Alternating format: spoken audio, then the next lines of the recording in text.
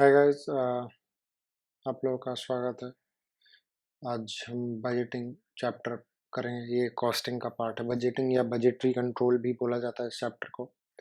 ये काफ़ी important chapter है इस पर्सपेक्टिव से कि ये चैप्टर हमको हेल्प करता है फिगर आउट करने में कि हमारा अलग अलग डिपार्टमेंट्स में अलग अलग लेवल्स ऑफ मैन्युफैक्चरिंग में किस तरीके से कॉस्टिंग निकाली जाएगी, किस तरह से बजटिंग निकाली जाएगी और वो कितनी अचीव होगी, अचीव करेंगे या नहीं। जो भी करेंगे वो मैन्युफैक्चरिंग को रिलेटेड होगा और वो आर्स के बेसिस में क्या कंप्यूट करा जाता है, उसकी एफिशिएंसी उससे निकाली जाती है।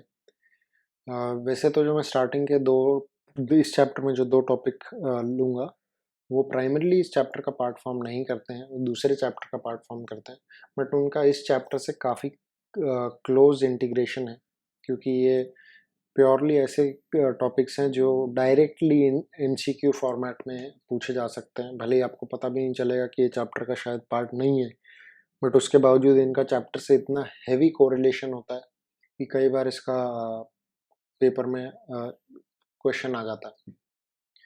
तो सबसे पहला हमारे पास जो है वो है एफिशिएंसी रेशो।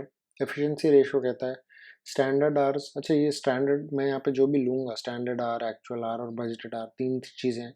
इनका मैं बाद में मीनिंग बताऊँगा कि ये क्या है। एक एग्जांपल है मेरे पास, तो आप उस पर टेंशन मत लीजिए, आप खाली अभी इस फॉर्मूले को देखिए। फॉर्मूला क्या है? Standard hours divide by actual hours into 100। ये एफिशिएंसी के लिए रेशो दिया है। दूसरा एक्टिविटी का, एक्टिविटी मतलब standard hours divide by budgeted hours into 100। ठीक है। कैपेसिटी रेशो भी दिया है, actual hours divide by budgeted hours into 100। आपको ये है कि सिर्फ इन तीनों का परमुटेशन कॉम्बिनेशन लगा के standard by actual, standard by budgeted, actual bye budgeted, ये आपको कॉम्बिनेशन लगाना है। और इससे आप फिगर आउट कर सकते हैं कि एफिशिएंसी रेशो और जब कैपेसिटी रेशो को मैं मल्टीप्लाई कर दूँ, जो 1 और थर्ड पोजीशन पे इनको जब मल्टीप्लाई करूँगा मैं, तो मेरे को एक्टिविटी रेशो निकल के आएगा बाय डिफॉल्ट। रीजन मीन कि यहाँ पे जो है एक्चुअल कट जाएगा इससे, तो यानी कि स्टैंडर्ड अपॉन बजटेड हो गया, standard divide by budgeted into 100। तो ये किसका फॉर्मूला होता है? एक्टिविटी का फॉर्मूला होता है। अब इनके मीनिंग देखते हैं पहले। बजटेड मतलब budgeted hours for budgeted production, मतलब आपने जितना प्रोडक्शन एस्टिमेट किया या बजट किया उतने ही आवर्स लगे, वो बजटेड आवर्स हो गए। एक्चुअल आवर्स बोला गया actual production and actual hours, यानी कि जितना एक्चुअली में प्रोड्यूस हुआ उसके अकॉर्डिंगली एक्चुअल आवर्स। ये चीज़ कॉम्प्लेक्स आती है। स्टैंडर्ड आवर्स, स्टैंडर्ड आवर्स कहता है budgeted hours for actual production, मतलब ये कहता है कि एक्चुअल प्रोडक्शन आपकी, मान लीजिए आपने एस्टिमेट 90 करी थी, प्रोडक्शन हुआ 100 का, तो 100 का प्रोडक्शन हुआ। अब सवाल आता है कि वो हो सकता है ज़्यादा घंटे में बनी, हो सकता है कम घंटे में बनी, बट हमको वो नहीं, हमको चेक करना है कि बजटेड आवर्स के साथ उसकी एफिशिएंसी क्या रही है, बजटेड आवर्स के कंपैरिजन में वो कितना ऊपर या नीचे। तो इसके लिए एक एग्जांपल लिया है। एक्चुअल है 100 यूनिट्स, जिसमें एक यूनिट को लगता है 5 घंटा, और बजटेड है 120 यूनिट, जिसको एक एक यूनिट को लगता है 6 घंटा। तब बजटेड आवर्स देखते हैं कितना लगना चाहिए। बजटेड आवर्स मतलब budgeted units into budgeted hours, 120 into 6, 720 घंटा। एक्चुअल मतलब एक्चुअल इंटू एक्चुअल, 100 इंटू 5, 500 घंटा। फिर आता है हमारे पास स्टैंडर्ड आवर्स। स्टैंडर्ड आवर्स हमेशा हमें क्या बताया था? बजटेड आवर्स यानी कि 6 इंटू एक्चुअल प्रोडक्शन, प्रोडक्शन कितना? 100, तो 100 इंटू 6, 600 घंटा।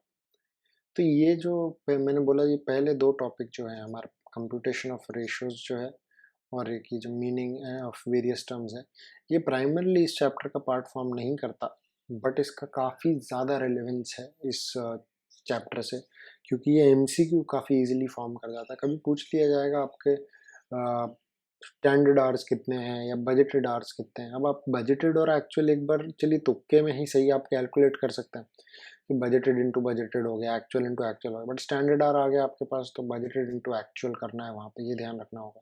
फिर पूछा कि आपको बता दिया जाएगा कि आप इसका एक्टिविटी रेशो बता दीजिए, या पूछ लिया जाएगा जो बजटेड आवर्स थे उसके कंपैरिजन में स्टैंडर्ड आवर्स कितना एफिशिएंसी रखते हैं, तो वो कुछ नहीं है, वो एक्टिविटी रेशो है, खाली स्टेटमेंट अलग तरीके से बोली। बजटेड आवर्स के कंपैरिजन में स्टैंडर्ड आवर्स बताया है, यानी कि स्टैंडर्ड अपॉन बजटेड इंटू 100, तो उसकी एफिशिएंसी निकाली गई है और कुछ नहीं है वो। फिर हमारे पास आता है different type of cost. Different type of cost जानना क्यों ज़रूरी है? वैसे ही हर चैप्टर का पार्ट फॉर्म करता है। मोस्टली कॉस्टिंग के हर चैप्टर में आपको डिफरेंट टाइप ऑफ कॉस्ट कहीं ना कहीं से आप रिलेट कर पाएंगे। फिक्स्ड कॉस्ट हो गई, वेरिएबल हो गई, सेमी वेरिएबल हो गई। अभी फिक्स्ड कॉस्ट की बात करूँ तो ये क्या है, आउटपुट कितना भी हो, आप 100 यूनिट प्रोड्यूस कर रहे हो या 1000 यूनिट प्रोड्यूस कर रहे हो, आपका कॉस्ट जो है फिक्स्ड कॉस्ट वो सेम रहेगा, थ्रू आउट में सेम रहेगा। वेरिएबल ये क्या है, 100 यूनिट में मान लो हर यूनिट के लिए 1 रुपया लग रहा है तो 100 पे 100 लगेगा, 1000 के लिए 1000 लगेगा, तो उसका वेरिएबल वहाँ पे है। सेमी वेरिएबल कहता है एक लिमिट तक फिक्स्ड है, एक लिमिट तक फिक्स्ड है, उसके बाद क्या है, जितने भी यूनिट्स हुए उसको रेट के साथ मल्टीप्लाई कर दिया जाएगा, तो ये जो है निकल के आएगा, ये सेमी वेरिएबल आएगा। एक यूनिट तक फिक्स्ड है, उसके बाद जितने भी यूनिट रहेंगे उसको रेट से मल्टीप्लाई कर दिया जाएगा और इन दोनों को ऐड कर देंगे तो फिर हमारे पास सेमी वेरिएबल की टोटल कॉस्ट आ जाएगी। अभी इस चैप्टर का मेन पर्पस क्या है? इस चैप्टर का मेन पर्पस है हमें अलग अलग बजट कैलकुलेट करना, और बजट के कुछ हमें मेथड्स दे रखे हैं या दो अलग टाइप के बजट दे रखे हैं और उनमें भी सब बजट्स दे रखे हैं। तो जो सबसे पहला मेथड, सबसे पहला टाइप का बजट है वो है फ्लेक्सिबल बजट, और उसमें दो मेथड्स हैं। एक तो यहाँ पे दिया हुआ है मल्टी एक्टिविटी बेस्ड, जिसको मल्टी यूनिट बेस्ड भी कहा जाता है, जिसका फॉर्मूला यहाँ पे दे रखा है, और एक इस चैप्टर के एंडिंग में मैंने बताया फॉर्मूला मेथड, वो भी फ्लेक्सिबल बजट का ही पार्ट है। वो मैंने लास्ट में क्यों रखा है, क्योंकि वो ज़्यादा आता नहीं है और वो काफ़ी सिंपल फॉर्मेट है, उसमें मतलब कुछ आपको याद करने जैसा है नहीं। ये क्या है, ये आपको थोड़ा सा सिंपलाइज्ड फॉर्म में दे रखा है, आप इसको इजीली याद कर सकते हैं। आपको कुछ नहीं आज तक आप देखा जाए तो यही पढ़ते आए हैं। इसका मतलब क्या होता है फ्लेक्सिबल बजट का, आप अलग अलग यूनिट्स का कैलकुलेट कर रहे हैं। मान लीजिए आपने नंबर 1 केस जो लिया वो 1000 यूनिट के लिए लिया, यहाँ पे 500 के लिए लिया, यहाँ पे 750 के लिए लिया, यहाँ पे 1250 के लिए लिया, इसके हिसाब से आप कैलकुलेट कर रहे हैं। अब यहाँ सेल दी जाएगी, सेल्स बोल दिया जाएगा at the rate of ₹10 per unit, तो ये कितना हो गया, ये 10,000 हो गया, ये कितना हो गया, ये 5,000 हो गया, ये 7,500, ये 12,500, ये हो गया। ठीक है, कॉस्ट बताई जाए। अब ये तो हम एम्प्टी छोड़ेंगे एक लाइन, कॉस्ट का नीचे तीन भागों में सेग्रीगेट हो गई, और हमने अभी जस्ट ऊपर चेक देखा था कि तीनों कॉस्ट क्या क्या होती हैं। तो फिक्स तो जो है सब में थ्रू आउट सेम रहेगी, कितना भी यूनिट ऑफ प्रोडक्शन हो। मान लो फिक्स्ड कॉस्ट है 1000, तो इधर भी 1000, इधर भी 1000, इधर भी 1000 और इधर भी 1000, और वेरिएबल कॉस्ट है ₹2 पर यूनिट, तो इधर 1000 यूनिट हुए तो ये कॉस्ट हो गई 2000 हो गई, ये 500 यूनिट तो 1000 की कॉस्ट हो गई, ये 750 है, 750 इंटू ₹2 पर यूनिट यानी कि 1500 हो गई, ये 1250 है यानी कि 2500 हो गई। और सेमी वेरिएबल बताया, सेमी वेरिएबल का कैलकुलेशन मैं आपको आगे बताऊंगा, फिलहाल के लिए इसको एज इट इज छोड़ते हैं। तो बी जो है यानी कि कॉस्ट जो है उसका टोटल करते हैं, तो ये आ गया 3000, ये आ गया 2000, या ये भी आ गया 2000, और ये आ गया 3500। और इसको जब आप यहाँ पे माइनस करेंगे, यानी कि जो आपकी सेल्स है उसमें से माइनस करिए अपने कॉस्ट, तो इधर बच गया 7000, इधर 8000, सॉरी इधर 3000 आया, माय बैड। इधर 7,500 में से आप 2,000 रुपये माइनस कर, सॉरी मैंने अगेन यहाँ पे भी गलत लिख दिया, ये 1500 है तो ये 2500 हो गया। 7,500 में से आप 2500 माइनस कर रहे हैं, ये बचा 5000। यहाँ पे आप क्या कर रहे हैं, यहाँ पे 12,500 रुपये की सेल में से आप 3,500 माइनस कर रहे हैं, तो ये बचा 9,000। तो आपको अलग अलग लेवल ऑफ सेल्स पे अलग अलग प्रॉफिट वैल्यू निकल के आ गई, और इसमें आपको डिसीजन मेकिंग का कोई पार्ट नहीं अंटिल इस क्वेश्चन में पूछा गया। क्वेश्चन में बहुत कम आता है कि आपको डिसीजन मेकिंग के लिए पूछा जाएगा कि कौन सा बेस्ट रहेगा, कौन सी सेल्स बेस्ट रहेगी मैक्सिमाइज करने के लिए प्रॉफिट, तो वो हमें नहीं देखना है, कोई उसका पर्पस नहीं है। अब यहाँ पे आता है सेमी वेरिएबल कॉस्ट कैसे कैलकुलेट करते हैं। सेमी वेरिएबल कॉस्ट कैलकुलेट करना थोड़ा सा ट्रिकी पार्ट है, आपको पहले देखना है वेरिएबल कॉस्ट, ये आपको दिया रहेगा वैसे, आपको देखना है variable cost per unit calculate क्या करनी पड़ेगी आपको, वो कितनी है, यानी कि जो चेंज इन कॉस्ट है divide by change in number of units. आपको क्या दे दिया जाएगा, आपको बोल दिया जाएगा ये 1000 है और ये लेट्स से ये 1500 है, ठीक है। तो चेंज इन कॉस्ट कितना हुआ, 500 हुआ। आप ये देखिए, नेगेटिव मत लीजिए, आप 1500 माइनस 1000 कीजिएगा तो 500 आया, और 1000 माइनस 500 किया तो 500 आया। ठीक है, नेगेटिव नहीं लेना, तो फिर ये आपका आंसर आ जाएगा 1, यानी कि variable cost per unit is 1 per unit. अब आपको बोल दिया जाएगा फिक्स्ड कॉस्ट फाइंड आउट करो, ठीक है, फिक्स्ड कॉस्ट फाइंड आउट कर लेते हैं। टोटल कॉस्ट हमें पता है 1500 है यहाँ पे, आप दोनों भी जगह लेके देख सकते हैं, सेम आएगा आपका आंसर। और टोटल वेरिएबल कॉस्ट आपने कितने यूनिट्स लिए, 1000 यूनिट, 1000 यूनिट के लिए क्या रेट दिया है पर यूनिट, 1 रुपी, यानी कि टोटल ये कितना हुआ 1000, तो फिक्स्ड कॉस्ट कितना निकल के आया 500। ये तो इसमें क्या, चलो इसमें भी करके दिखा देते हैं आपको। यहाँ पे आपने लिया, टोटल कॉस्ट कितना दिया आपको, 1000 दिया है, आपको क्या बोला है पर यूनिट कितना है, वेरिएबल कॉस्ट 1, यूनिट्स कितने हैं 500 यहाँ पे लिखा है, तो आप करेंगे 500 माइनस, आपको आंसर क्या आएगा फिर से 500, यानी कि ये देखो ये मैच कर गया ना। तो फिर ये आपका हो गया फिक्स्ड कॉस्ट, आपको पता चल गई सेपरेट कितनी है, फिक्स्ड कॉस्ट हो गई 500। तो यहाँ पे आप जब भी लिखेंगे फिक्स्ड कॉस्ट 500 कर देंगे, और 1 रुपी की, 1 रुपी पर यूनिट की आपकी टोटल कॉस्ट है, यानी कि यहाँ पे 500 प्लस 750, यानी कि ये हो गया 1250 रुपये। ये आपको कुछ एक दे दिया अपना, इसमें कितने 1250 यूनिट्स हैं इधर हमारे।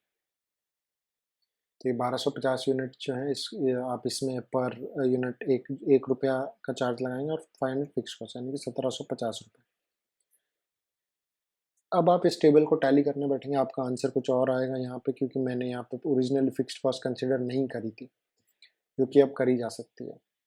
तो ये हमारा फ्लेक्सिबल बजट का मल्टी एक्टिविटी बेस्ड या मल्टी यूनिट बेस्ड।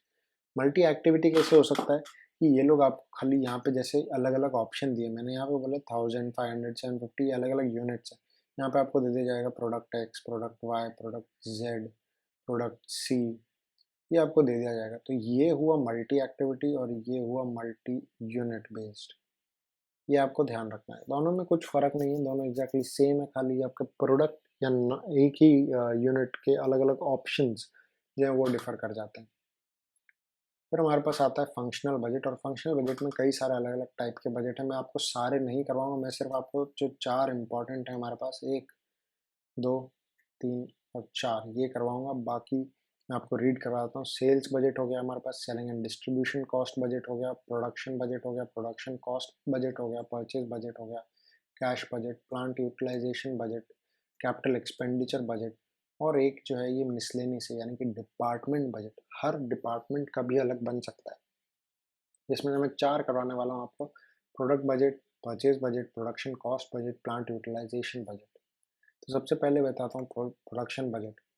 तो ये प्रोडक्शन बजट किससे डील करती है, ये सिर्फ और सिर्फ फाइनल प्रोडक्ट से डील करता है, ये आपको ध्यान रखना पड़ेगा यहाँ पे। फाइनल प्रोडक्ट मतलब sales plus closing stock minus opening stock, तो आपको आ जाएगा टोटल यूनिट्स प्रोड्यूस्ड। ये टोटल यूनिट जो प्रोड्यूस हुए हैं ये यूनिट्स की टर्म में ही क्लासिफाई होंगे। आपका जो प्रोडक्शन बजट आएगा वो पूरा का पूरा यूनिट्स की टर्म में क्लासिफाई होगा, आप उसको मॉनेटरी टर्म्स में नहीं लिखेंगे, यानी कि ये सेल जो है ये भी यूनिट, ओपनिंग स्टॉक ये भी यूनिट, फिर सॉरी क्लोजिंग स्टॉक भी यूनिट, ओपनिंग स्टॉक भी यूनिट, और आपका नेट आंसर भी यूनिट्स में ही आएगा। ये सारे एक भी रुपीज़ में नहीं आएगा। तो create a budget accordingly for this, आपको अलग अलग सिचुएशन दे दी जाएगी, अलग अलग केसेस होंगे आपके पास, आपको उसके हिसाब से प्रोडक्शन बजट जो है कैलकुलेट करके बताना पड़ेगा। ये क्योंकि एमसीक्यू बेस्ड पेपर में अगर आता है तो फिर ये आप डायरेक्ट कैलसी पे कैलकुलेट कर सकते हैं, आपको पेन पेपर का रिक्वायरमेंट नहीं आएगा, यहाँ पे ज़्यादा ट्रिकी क्वेश्चंस फॉर्म नहीं हो पाते। फिर हमारे पास आता है प्रोडक्शन कॉस्ट बजट। अब भाई आप देख रहे नहीं, यहाँ पे प्रोडक्शन बजट था, अब प्रोडक्शन कॉस्ट बजट है, मतलब वही प्रोडक्शन की कॉस्ट को लेके कुछ होगा। अगर आप खुद से दिमाग से लगा के सोचें कि प्रोडक्शन को रिलेटेड कॉस्ट क्या होगी, सबसे प्राइमरी चीज़ जो दिमाग में आती है वो है रॉ मटेरियल। तो ये किससे डील करता है, वो रॉ मटेरियल जो यूज़ किया गया, इसको कंजम्पशन बजट भी बोला जाता है। ये क्या फाइंड आउट करता है, production units into raw material per unit of finish product. मैं बताता हूँ, मान लीजिए आपको एक शर्ट प्रोड्यूस करनी है, उसके लिए आपको पता है 2 अलग टाइप के कपड़े लगते हैं, एक लगता है सिल्क, एक लगता है कॉटन, दोनों का एक एक यूनिट लगता है। मेरे को एग्जैक्टली पता नहीं है कि उस शर्ट में फिर एग्जैक्ट मीटर कितना यूज़ हुआ है या कुछ और यूज़ है, तो मैं सिंपल उसको एक यूनिट कंसिडर, एक यूनिट सिल्क लगा, एक यूनिट कॉटन लगा, तो ये कितने हो गए टोटल यूनिट, 2 यूनिट हो गए। मैं क्या लिखूंगा, production units, production units as an यहाँ से जो प्रोडक्शन यूनिट निकले, फाइनल प्रोडक्शन यूनिट्स यहाँ वाले जो अपने ऊपर कैलकुलेट करें, ये प्रोडक्शन यूनिट्स जब मल्टीप्लाई करे जाएंगे raw material per unit of finish production, कितने यूनिट है, 2 यूनिट लगेंगे। अब मान लो ये आता है प्रोडक्शन यूनिट्स का आंसर, यहाँ पे आता है 750 मेरे पास, तो उसको मैं मल्टीप्लाई किसे करूँगा, 2। तो ये कितना हो गया, टोटल मेरा जो प्रोडक्शन कॉस्ट बजट निकल के आएगा वो 1500 का आएगा। तो ये टोटल रॉ मटेरियल रिक्वायर्ड है इन यूनिट्स। अगेन ये यूनिट्स में कंसिडर करा जाएगा, मॉनेटरी वैल्यू में नहीं। और बोला कि फिर इसके अकॉर्डिंगली आपको अलग अलग सिचुएशन में बजट प्रिपेयर करना पड़ेगा।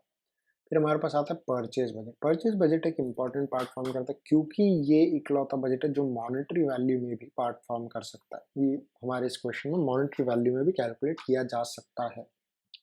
ये क्या करता है, deals with raw material to be purchased. ये क्या है, जो भी रॉ मटेरियल आपने यहाँ पे यूज़ किया, अभी वो रॉ मटेरियल परचेज भी तो करना पड़ेगा ना, तो उसको कैसे कैलकुलेट करना है, टोटल रॉ मटेरियल रिक्वायर्ड, जो हमने यहाँ से किया टोटल रॉ मटेरियल रिक्वायर्ड, जिसमें आपके पास लास्ट ईयर का क्लोजिंग स्टॉक होगा उसको ऐड किया, और इस साल क्लोजिंग स्टॉक होगा उसको ऐड किया, और पिछले साल का ओपनिंग स्टॉक होगा वो इसमें ऐड किया। तो आपको अगर रॉ मटेरियल परचेज जितना रिक्वायर्ड है, परचेज को आप परचेज प्राइस से मल्टीप्लाई करें तो आपको मॉनेटरी वैल्यू भी आ सकती है, और एक नॉन मॉनेटरी वैल्यू यानी कि यूनिट्स में भी आ सकती है इसमें वैल्यू, और फिर आपको उसके अकॉर्डिंगली बजट क्रिएट करना है। लास्टली जो एक सबसे इंपॉर्टेंट फैक्टर है वो है plant utilisation budget. Plant utilisation budget है जो आपके मैन्युफैक्चरिंग में प्लांट इक्विपमेंट यूज़ होता है या मशीनरी यूज़ होती है, उसकी कैपेसिटी को लेकर है। यहाँ पे मैंने खाली एक ही प्लांट की बात करी है, ये पूरा जो पोर्शन है यहाँ से यहाँ तक, ये खाली एक प्लांट के लिए आप जितने नंबर ऑफ प्लांट्स है, प्लांट 2 हो गया, 3 हो गया, 4 हो गया, उनके लिए अलग अलग और बना सकते हैं। तो क्या है, मान लीजिए प्रोडक्ट एक्स की बात कर रहे हैं, 1000 यूनिट लगेगा, एक यूनिट को 2 घंटा लगता है, तो टोटल मशीन आवर्स कितना हो गया यहाँ पे हमारे पास हो गया, सॉरी, एक मशीन कितना नंबर ऑफ आवर्स जो है कंट्रीब्यूट कर सकती है।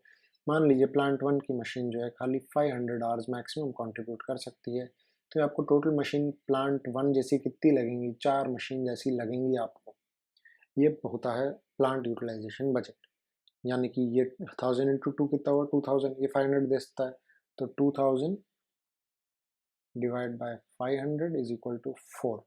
तो ये हो गया 4 मशीन्स। ये आपका आ गया प्लांट यूटिलाइजेशन बजट। मैंने आपको पहले बताया था कि मैं लास्ट में फ्लेक्सिबल बजट का भी एक दूसरा मेथड कराऊंगा, उसको कहूँगा फार्मूला मेथड। फार्मूला मेथड जो है ये एक तरह से शॉर्टकट है, बट इसके ऊपर ज़्यादा क्वेश्चन फॉर्म होते नहीं है, तो फिर इसलिए मैंने इसको लास्ट के लिए रखा है। तो ये क्या है, ये है अलाउड कॉस्ट। यहाँ पे कैलकुलेट ही होता है अलाउड कॉस्ट, कितनी कॉस्ट अलाउ करी गई है, यानी कि budget. Allowed cost is simply budget. Budget का दूसरा टर्म है आपको कितना अलाउ किया गया, आप इससे ज़्यादा परमिट आपको नहीं किया गया। तो ये क्या है, actual unit of activity for the period. मतलब मान लीजिए आपने 100 यूनिट प्रोड्यूस करे, 100 यूनिट के लिए जो भी एक्टिविटी XYZ अमाउंट, यानी कि आर्ज हो सकता है या यूनिट्स हो सकता है, कुछ भी और हो सकता है। रॉ मटेरियल के केस में यूनिट होगा, या सर्विस के केस में आर्स होगा, तो जो भी रेलिवेंट चीज़ दी हुई हो क्वेश्चन में, उसके हिसाब से आप actual unit of activity period पकड़ेंगे। वेरिएबल उसको मल्टीप्लाई करेंगे, variable cost per unit of activity. मान लीजिए अगर यूनिट्स में है 10 रुपया यूनिट हो सकता है, आर्ज में है तो फिर आप 20 रुपया पर आर ले सकते हैं, जितने भी, फिर आप मल्टीप्लाई करेंगे, आपको आइडिया लग जाएगा।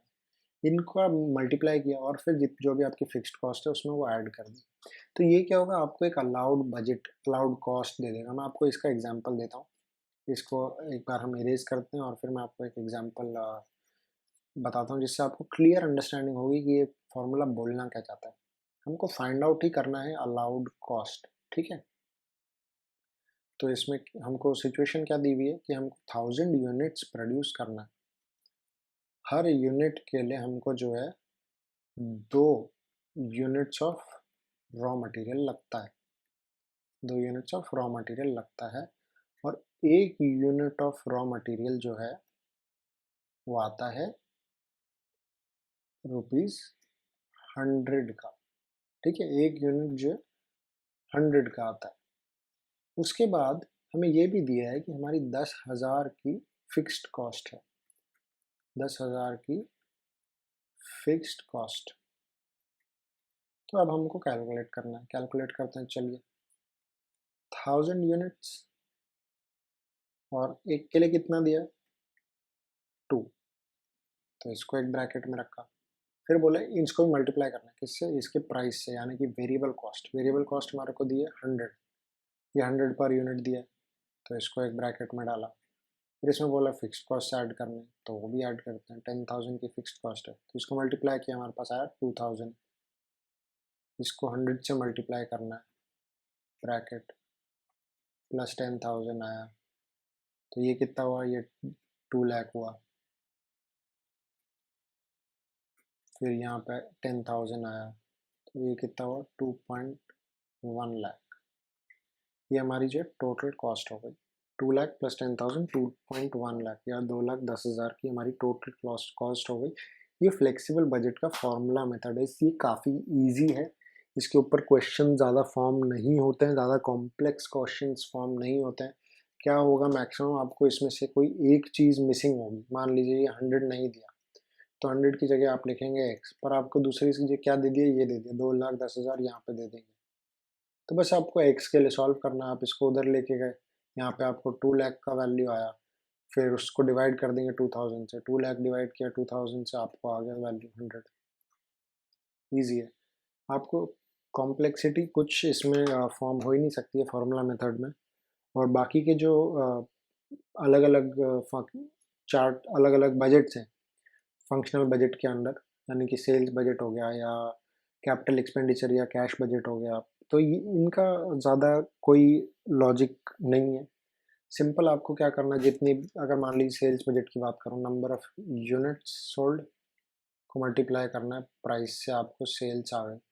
ये एस्टिमेटेड है, एस्टिमेटेड। इसमें आपको क्या क्या रहेगा, आपने डिस्काउंट ऑफर कर दिया, बट आपको ध्यान रखना है डिस्काउंट जो है कॉस्टिंग का पार्ट फॉर्म नहीं करता है, वो बिजनेस का पार्ट फॉर्म करता है, तो फिर उसको कॉस्टिंग में नहीं लिया जाएगा। तो आपको खाली सेल्स एस्टिमेट करके देनी है, और कुछ नहीं करना आपको यहाँ पे। Selling and distribution cost budget आपको यहाँ पे दे दिया जाएगा। सेलिंग और डिस्ट्रीब्यूशन के लिए क्या क्या कॉस्ट इन्वॉल्व है, आपको उसका बजट प्रिपेयर करना है। फिर कैश बजट आपको बता दिया जाएगा कि इतना इतना कैश हर महीने आ रहा है मेरे पास, और इतना इतना कैश जा रहा है हर महीने मेरे पास से, तो मेरे पास नेट कितना कैश बचा, क्वेश्चन मार्क, ये बताना है मेरे को। कैपिटल एक्सपेंडिचर बजट ये बता देगा कि आपको कौन से महीने में कितना कितना कैपिटल गुड्स बाय करने हैं, यानी कि आपके फिक्स्ड एसेट्स जो मोस्टली होते हैं, यानी कि प्लांट हो गया, मशीनरी हो गया, फर्नीचर हो गया, ये कितना जो आपको प्रोडक्शन में एसेंशियल है, वो कितना कितना कब कब बाय करना है, आपको उसका एक एस्टिमेट प्रोवाइड करना है। तो ये हमारा हो गया फंक्शनल बजट, और इसके साथ जो है हमारा ये चैप्टर जो है ख़त्म होता है, बजटिंग या बजटरी कॉस्टिंग का चैप्टर। अगर आपको वीडियो पसंद आए तो आप इसको लाइक कीजिए, अपने दोस्तों के साथ शेयर कीजिए, हमें कमेंट में लिख के बताइए आपको अगर कोई क्वेरी है, तो हम कोशिश करेंगे उसको सॉल्व करने की। हम और भी कॉस्टिंग की कोशिश कर रहे हैं वीडियो लाने की। ये एक शॉर्ट रिवीजन वीडियो था, ज़्यादा कॉम्प्लेक्स नहीं था। मैं कोशिश कर रहा हूँ कि हर चैप्टर का जो है एक फुल फ्लेज वीडियो भी प्रोवाइड करूँ आपको, बट वो इतना जल्दी नहीं हो पाएगा, उसके लिए थोड़ा सा प्रॉब्लम क्रिएट हो रहा है। मैंने एक वीडियो डाला, 2 वीडियो डाले, एक इनडायरेक्ट टैक्सेशन का वीडियो डाला है फुल फ्लेज्ड चैप्टर एक्सप्लेनेशन के साथ सब कुछ, और एक प्रोसेस कॉस्टिंग का मैंने एक वीडियो डाला है फुल फ्लेज्ड, वो भी शायद 1 घंटे का वीडियो है। उसमें काफ़ी डीप में जाके मैंने एक्सप्लेन करा है हर एक कॉन्सेप्ट, कुछ एग्जांपल्स लिए, कुछ क्वेश्चंस लिए, तो आप वो ज़रूर देखिएगा। Thank you.